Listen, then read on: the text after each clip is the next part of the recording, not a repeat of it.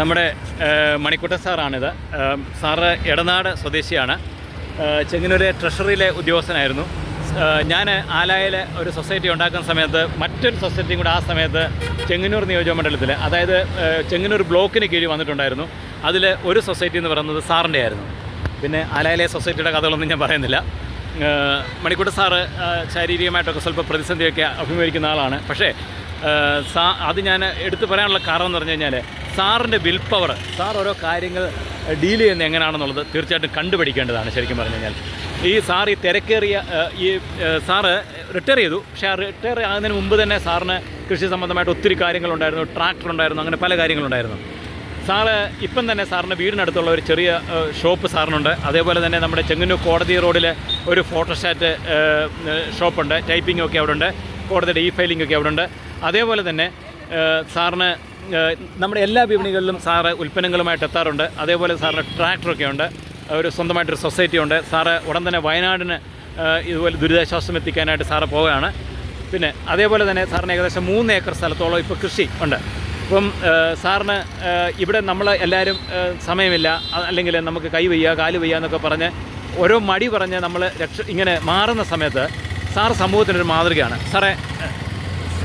സാറിൻ്റെ ഒരു മെസ്സേജാണ് പ്രതീക്ഷിക്കുന്നത്.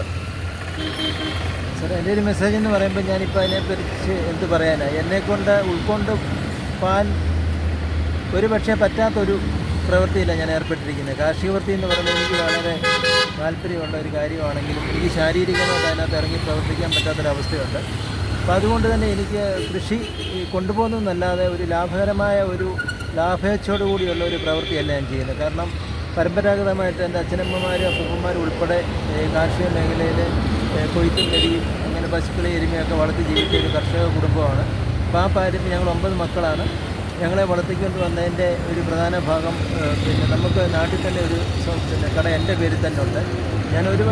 അപ്പം ആ രീതി വരുമ്പോൾ നമുക്ക് അത് തുടർന്ന് മുന്നോട്ട് കൊണ്ടുപോകണം. നമുക്ക് വേറെ ഏത് സോഴ്സിൽ ഏത് മേഖലയിൽ കുടുംബാംഗങ്ങൾ എത്തിച്ചേർന്നാലും നമ്മളെ വന്ന ട്രഡീഷണലായിട്ട് നമ്മൾ വന്ന ആ ഒരു പിന്നെ കാർഷിക സാഹചര്യം ഒരിക്കലും നമുക്ക് മറക്കാൻ പാടില്ല എന്നൊരു ആഗ്രഹം എനിക്കുണ്ട്. ഇപ്പോൾ സത്യം പറഞ്ഞാൽ എൻ്റെ പേരിലുള്ള കടയിൽ പോലും ഞാൻ ഈ പിന്നെ ഏത്തക്കൊല കൊടുക്കാൻ പറ്റിയില്ലെങ്കിൽ പോലും ഞാൻ ഈ വിപണികളിൽ എത്തിക്കാറുണ്ട്. അപ്പോൾ പല വിപണിയിലും എൻ്റെ അടുത്ത സുഹൃത്തുക്കളുണ്ട്. അവരോട് ഞാൻ ചോദിക്കും, എനിക്കിവിടുന്ന് അവിടെ കൊണ്ടുവന്ന് വിൽക്കാനുള്ള സാഹചര്യം ഈ കുറവാണ്, നിങ്ങൾക്ക് പിന്നെ വിപണിയിൽ എന്തെങ്കിലും ഷോർട്ടേജ് ഉണ്ടോ?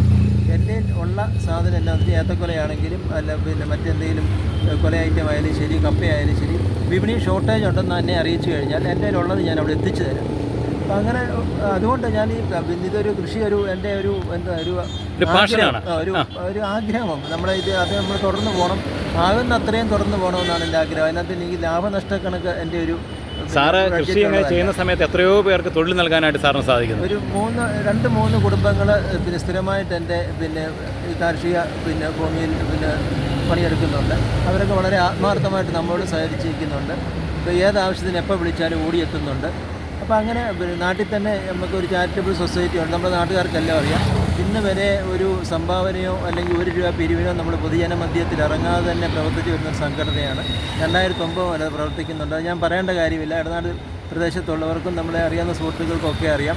ഇന്നും അതിൻ്റെ പ്രവർത്തനം തുടരുന്നുണ്ട്. അപ്പോൾ എനിക്ക് മനസ്സിലൊരു ആഗ്രഹം, നമുക്ക് വയനാടിന് വേണ്ടി എന്തെങ്കിലും ഒരു സഹായം ചെയ്യണം എന്ന് പറയുമ്പോൾ ഒരു പൊതു പിരിവ് കൂടാതെ എങ്ങനെ ചെയ്യാൻ പറ്റും എന്ന് ഞാൻ പിന്നെ കണക്ക് കൂട്ടിയപ്പോൾ എൻ്റെ മനസ്സിൽ വന്നതൊരു ഓണം ബമ്പർ ചലഞ്ചാണ്. അപ്പം ഞാൻ ഇങ്ങനെ ആ ഒരു ചലഞ്ച് ഏറ്റെടുത്തുകൊണ്ട് ഞാൻ ഓണം ബമ്പർ ടിക്കറ്റ് നമ്മളെ എടുക്കാൻ താല്പര്യമുള്ളവരെ സമീപിക്കുന്നു, അവരിൽ നിന്ന് കൊടുക്കുന്നു. അപ്പോൾ അതിൽ നിന്ന് കിട്ടുന്ന മാർജിൻ, അതായത് നമ്മുടെ കമ്മീഷൻ, ആ തുക സമാഹരിച്ച് ആലപ്പുഴ ജില്ലാ കളക്ടറുടെ വയനാട് ദുരിതാശ്വാസ പദ്ധതിയിൽ കൊടുക്കണമെന്നൊരാഗ്രഹമുണ്ട്. അത് നാളെ തന്നെ അത് ആരംഭിക്കാനാണ് അതിൻ്റെ തീരുമാനം. ടിക്കറ്റ് എൻ്റെ കൈവശം എത്തിച്ചേർന്നിട്ടുണ്ട്. കണ്ണൂർ ടിക്കറ്റാണ്.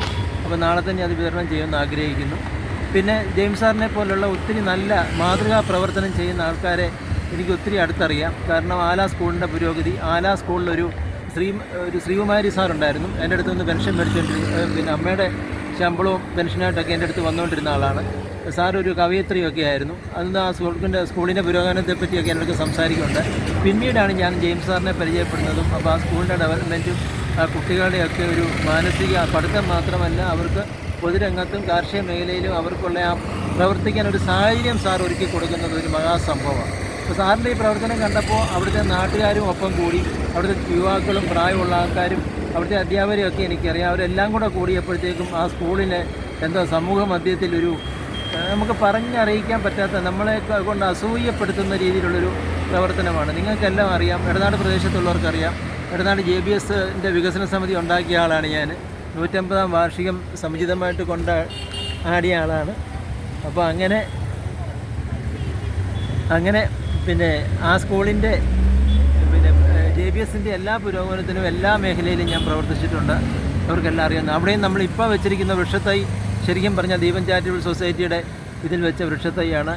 കൂടാതെ ഇടനാട് പാതയോരങ്ങളിൽ ഇപ്പോൾ കിളിച്ച് നിൽക്കുന്ന ഒരു 6-7 വർഷം മുമ്പ് മുതൽ വെച്ച പ്രായമുള്ള വൃക്ഷത്തൈകളൊക്കെ തന്നെയും ഇടനാട്ടിക്കാർക്കെല്ലാം അറിയാം. അത് ദീപം ചാരിറ്റബിൾ സൊസൈറ്റിയുടെ ജൂൺ 5 പരിസ്ഥിതി പ്രവർത്തനത്തോടനുബന്ധിച്ച് വെച്ച് പിടിപ്പിച്ചിട്ടുള്ളതാണ്. അപ്പോൾ എന്തായാലും കാർഷിക മേഖലയിൽ പിന്നെ എന്നോടൊപ്പം തന്നെ 2-3 യുവാക്കളും ഈ രംഗത്ത് ഇറങ്ങി വന്നിട്ടുണ്ട്. അവർ നല്ല രീതിയിൽ കൃഷി ചെയ്യുന്നുണ്ട്. അവർക്ക് അത് വളരെ സന്തോഷവാന്മാരായിട്ട് തന്നെ അവരത് മുന്നോട്ട് കൊണ്ടുപോകുന്നുണ്ട്. അപ്പം ഇത്തരത്തിൽ മുന്നോട്ട് പോകണം, ആകുന്ന അത്രയും മുന്നോട്ട് പോകണമെന്നാണ് എൻ്റെ ആഗ്രഹം. ആയിക്കോട്ടെ സാറേ, താങ്ക് യു സാറേ.